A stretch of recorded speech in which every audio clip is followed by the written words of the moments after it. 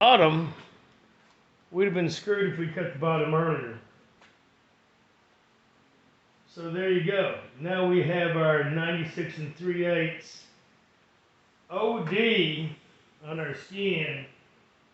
And you got to remember, this is pretty thick copper. And you've got to take that circumference off twice for the inside here when I do my bottom. Plus, I'm going to do a pexto seam on the inside anyway, so the bottom will sit down in there and sort of lock itself in place. Gives the can a little more strength and gives the ability to hold that bottom in, mean I have to fight it the whole time. So it's cooled off, and I'm going to disconnect it now, and I'm going to show you that seam I was bragging about having you look at it. I have not took it apart yet. So here we go. Here's that seam. Can you see it well? Probably need to get in a little closer. Let me get this camera in a little closer. There you go. I know you can see the heat difference, but as you can see, that silver came all the way through.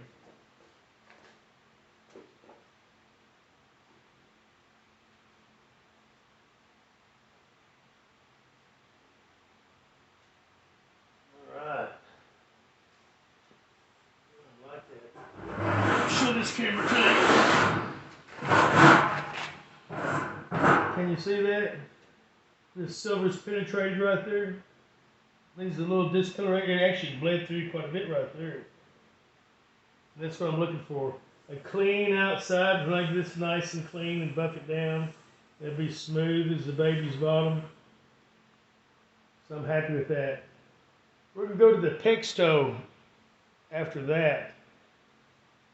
Yeah, and we're working on other things at the same time. We're just not filming it. I had a cone already. I'll show it to you. I had this cone sit to the side. This is a piece of scrap. It's an odd size. And that inner rim there for the can to go in is at 41.43. The outer, it's on the outer edge, it's 43. This inner edge is 41.43, not 41.75, that's this part. But anyway, yeah. So I'm rolling a can for that right now as we're working with this too. And this will be the thumper. So,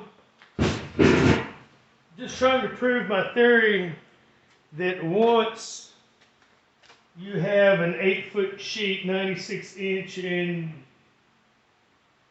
you think you're going to make your top and bottom and everything else before you roll your can, don't do it. Because you never know how much it's going to stretch or not stretch. This is half hard C110 copper.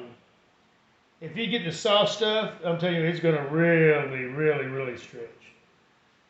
And you can see I was off by almost 1/8 of an inch on my prediction on that from the calculations I did in the previous videos. So yeah, every time you roll this through a pexto roller, an Inco, or whatever you've got, like I do, it's going to stretch more and more and more. So if your roller is not really precise and close to that size already, you have to experiment and play around like I do, because I have to switch sizes back and forth all the time. I got a pretty good idea of where it's at, sort of an intuition, but yeah, you've got to know about where to stop and start, not overdo it especially.